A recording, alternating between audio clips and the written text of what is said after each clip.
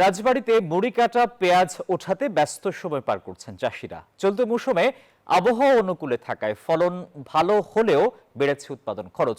শুরুতে বাজারে দাম ভালো থাকলেও এখন কমতে শুরু করেছে, ফলে আশানুরূপ দাম না পাওয়ায় হতাশ জেলার পেঁয়াজ চাষিরা। অন্যদিকে কৃষি বিভাগ বলছে, বিদেশ থেকে পেঁয়াজ আমদানি বন্ধ করতে সরকারের সঙ্গে কথা বলছেন তারা।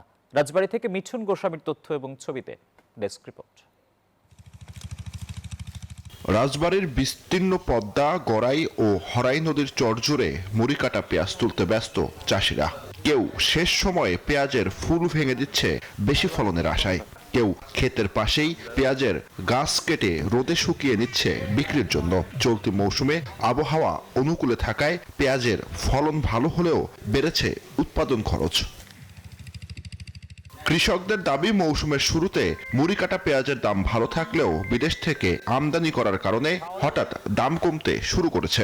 এবার পোকা কম লাগেছে, পানি কম লাগেছে, ওই সময় একটা বৃষ্টি হইল, এই জন্য খুব ভালো হয়েছে। ৬০-৭০ হাজার টাকা যদি খরচ করার পর যদি আপনার যদি ২০-৩০ হাজার টাকা ৪০ হাজার টাকা না হয় তাহলে লস হয়। দাম তো কমেই গেছে, দাম একটু থাইলি ভালো হয়, চাষির পক্ষে ভালো হয়। কৃষি বিভাগ বলছে, কৃষকরা যেন লাভবান হয় সেজন্য আমদানি বন্ধের বিষয়ে সরকারের সঙ্গে আলোচনা চলছে।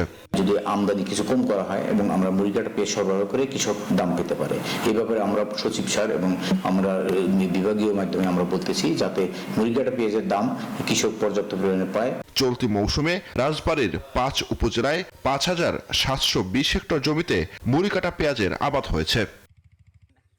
Desk report, news 24।